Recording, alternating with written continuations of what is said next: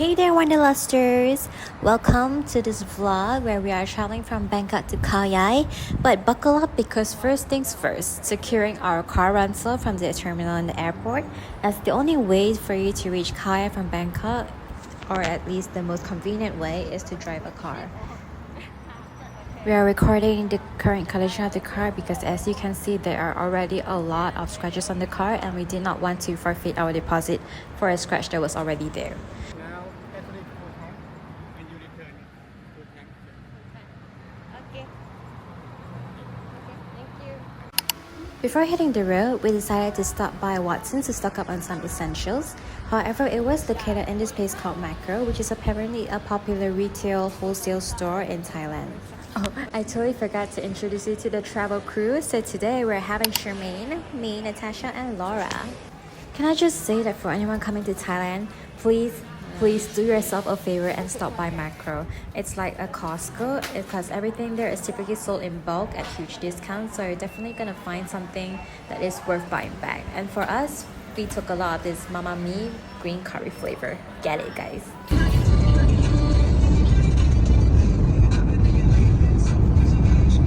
Our first stop is the British Lodge Farmers Market to inject a little local flavor into the first leg of our trip.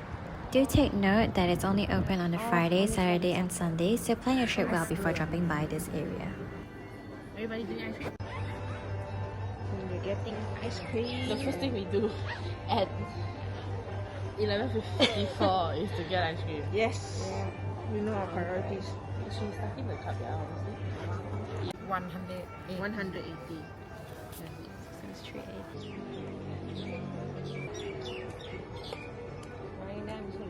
I don't know if you'll be there on a hot day like us, but these were the perfect way to cool off before exploring the little market.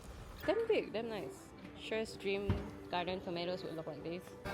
I believe you should always drop by markets just to see what the local area has to offer, so there were a lot of fresh produce items here for you to look at. The local farmers here are really friendly and they even offered us a lot of samples and tidbits to try before making any purchase at the market. And I have literally no idea how we ended up eating ice cream outside the barn and next to the toilet. But moving on with our little journey. This entire little barn was decorated nicely with some flowers, especially the ones on the main entrance door, which I highly recommend you take some pictures at. There's also a little section for all the handmade little bits and scented candles, things like that. You could make do for some good souvenirs here. Okay, use my phone. But oh, your this one can take 0% also. No.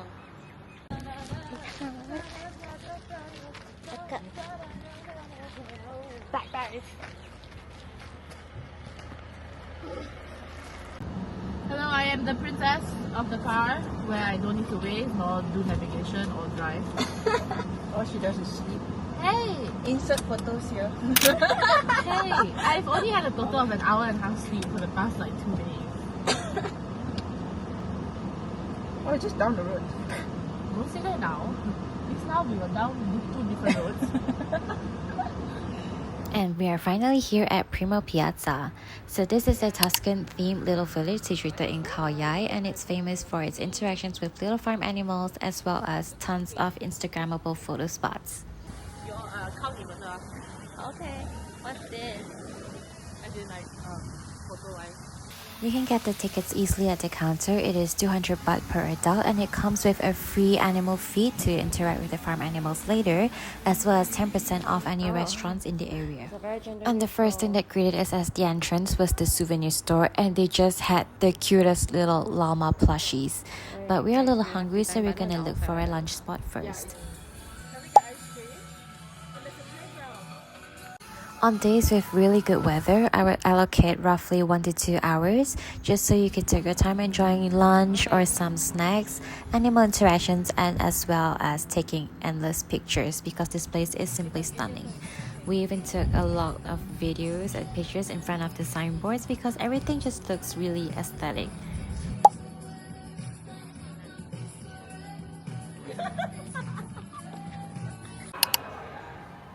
We decided to have our lunch at Primo Restaurante, and it feels like I've transported myself to Europe. Like, this place did not feel like Thailand at all. the menu was mostly Western food, so we got a few orders to share. Well, we enjoyed a little downtime from taking a lot of pictures in the square area just now. We ordered 3 separate meals so that we could share everything. So we got ourselves some salad, a pasta that was slightly spicy, as well as the good old fish and chips.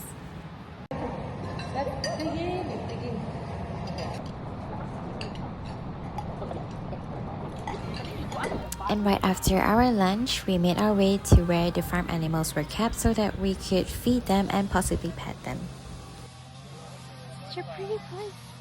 And we have finally found the farm animals at last. Even from behind the fence, they look really fluffy and tame, and they were just all looking for grass to feed on. So we claimed that at this station nearby the alpaca groups, but they don't seem keen on interacting with people, which is quite a contrast as compared to the sheep outside. They look like they just want to live life in their own lane and chill. Like we tried putting the grass in front of their faces and they just weren't bothered at all.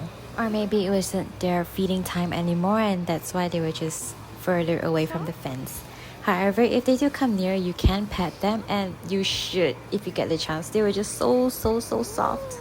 Fluffy. But since they don't want my food, it is time to feed the ones who want my food. Let's go claim that energy. I mean, you could clearly tell which sheep were hungry because the moment they see the grass in your hands, literally the entire group would just migrate to where you are. I can't look at them dead in the eyes. That freaks the shit. No, it's their eyes for me. I love how you're diversifying your feed.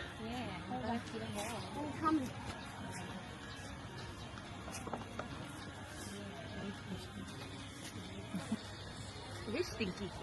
Well, no shit, Sherlock. Sure. No. Pick one. Pick one. That one, the small one. This one? Yeah. Okay. I'm too much of a city girl for this. But I respect y'all. I'm here. I am literally the donkey. No one bother me. Look at it. That donkey. He's going to park That one. Safe to say, while you think the fence is enough to keep the sheep out, there might have been a little runaway baby during our visit. Thank goodness the only thing he was interested in was eating more grass and stealing them directly from the keeper. He's fluffy. Alright, he's fluffy.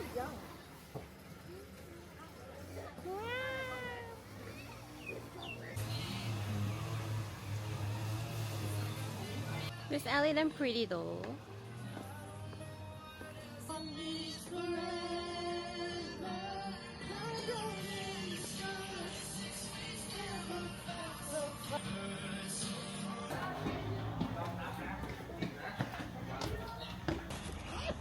Hi.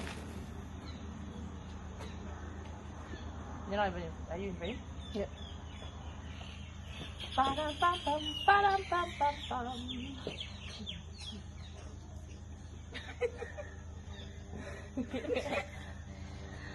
What is it? Is this fun? Best. Look at how much green. Sun silk, butter, promote. We took our own sweet time with this area, exploring every little alleyway and staircases because there are a lot of picture spots for you to enjoy. But we saw the ice cream gelato shop and decided that we needed more ice cream to get on with our day.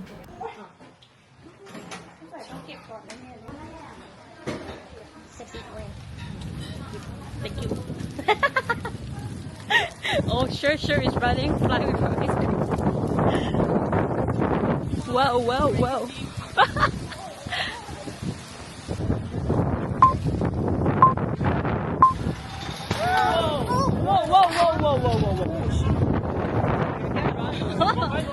What the fuck? I'm not sure if I got that on camera, but damn. There was fire from the floor.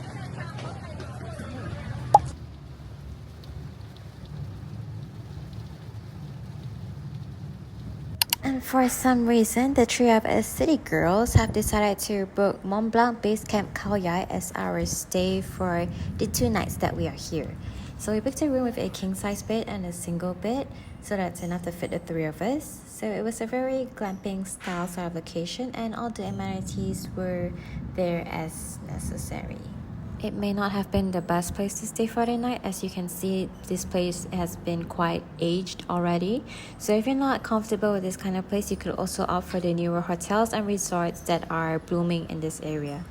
The customer service is really good though. And it's finally time for us to try the blackberries that we bought from the farmer's market. So it's a little more hairy than what I'm used to, but let's try it anyway. Cheers.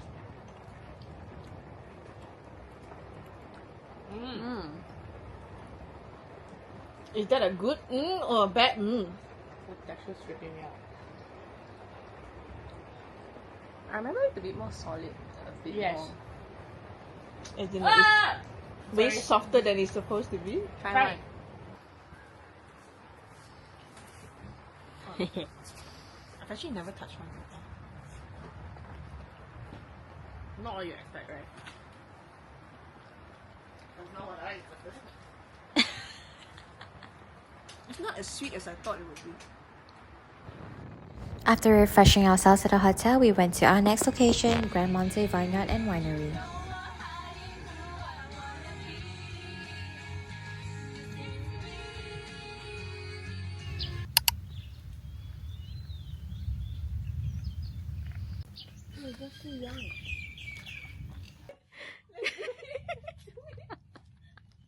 We arrived at the winery much earlier than our tour time, so we decided to walk around their souvenir shop and we taste tested quite a lot of their products here. And our favorite was actually the red wine jelly. This marmalade that you see here, not really a big fan, but you can take your time and explore what the shop has to offer either before or after your tours. Red wine jam. Yeah, I give that first. Oh damn. Right? You have to be an olive person to like this.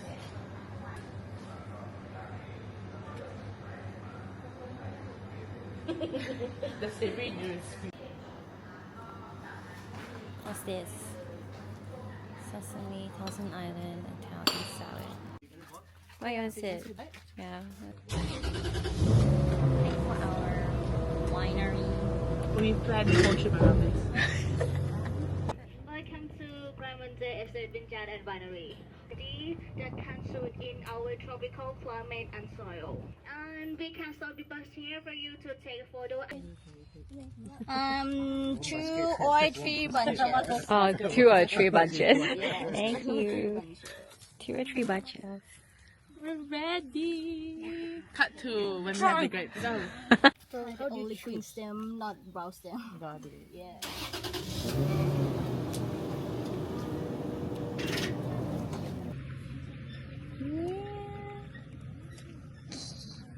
It might fall. Put your basket under you. I literally told you. Should have told her like a whole minute earlier.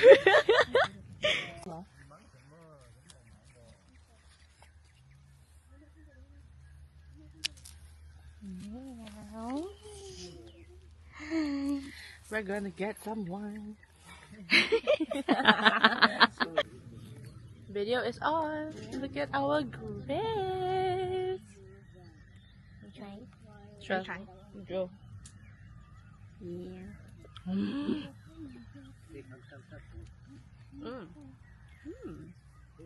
Oh, it's talking me. Sorry. Ooh, it's so sweet. Come say hi to the video. This is our tour guide. Just taking over. Welcome to my winery. Grapes. Fun fact, only takes 4 to 5 months to ripen, correct? Yes. Look at me, connoisseur. Laura, 2 bunches, not 2 baskets.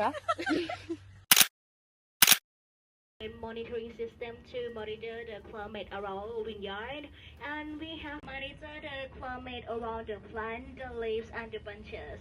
And we use the information to water our wine 90 million years ago, and it has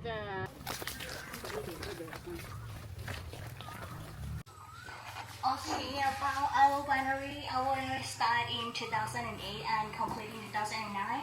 I'm from Italy, and this is the stainless steel tank for white wine fermentation. It's from Germany. Oh, the smell is damn strong here. This is our laboratory. We do scientific analysis in our laboratory, like sugar, alcohol, pH, and acidity. The temperature is 18 degrees Celsius. And we also fermentation our sparkling wine as well.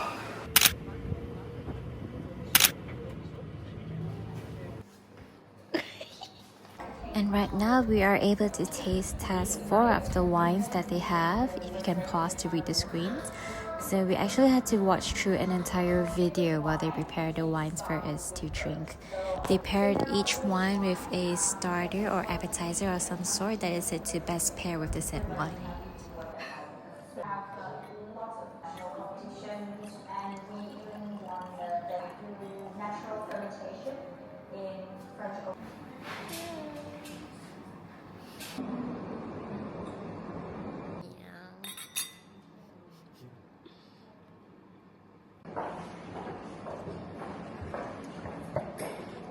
I like the pairing. It's like something like quite polar opposite. It's like something so floral and light with like a very strong tasting pesto and prawn. I actually never thought about it. I like the crab bun is big, but the wing is like so good. It's like already so soy sauce at the end. If anyone is interested in the wines we drank today, these were the 4 that they offered to us, and this one was my favorite. If those 4 glasses of wine weren't enough, check it out. You can actually taste more wine at the front of the store where they sell them. Just ask the people behind the bar and they will help you. We also decided to buy some of the red wine jelly back home, and it is my favorite purchase of the whole trip so far. And many wines later, my face is turning as red as a cherry tomato. So I guess it's time for us to head to our next destination, and it's time to get some dinner. Destination is on your left.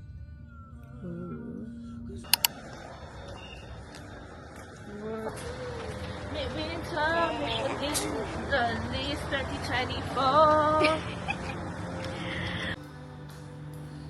I'm gonna go up first.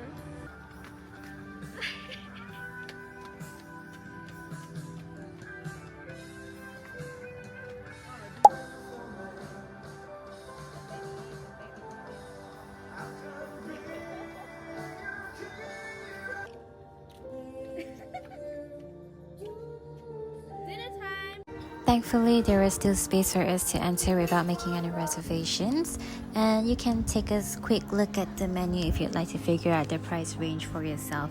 It was definitely a Michelin star price range. For our appetizers, we decided to go with the caprese salad with juicy tomatoes and premium mozzarella balls, as well as their signature Midwinter pizza, which came with the crispy cheese mascarpone on top, and in the filling I believe there was some bracket, ham, truffle oil, and tomatoes.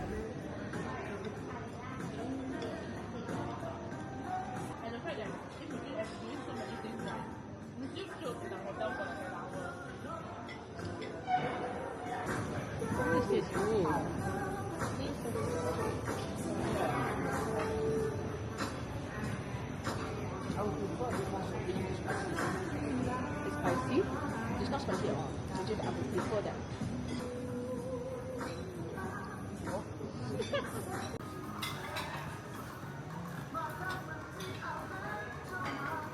Once you're done with dinner, you could also explore some of their confectionery, some chocolates, some wines as well. But we decided to just, have a little bit of fun after a full-ass dinner.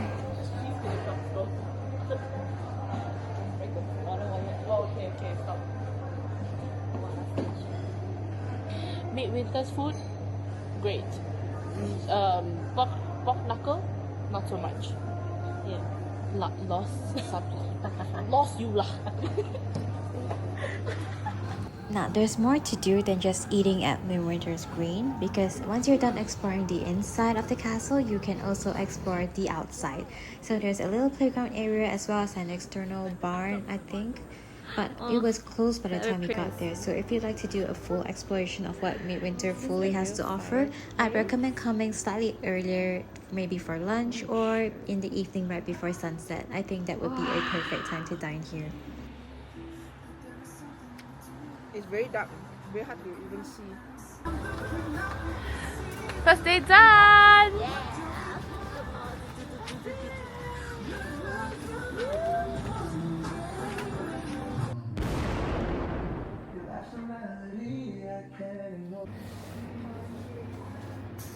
Oh, it's a cake box. No, they do not have. Hard to buy.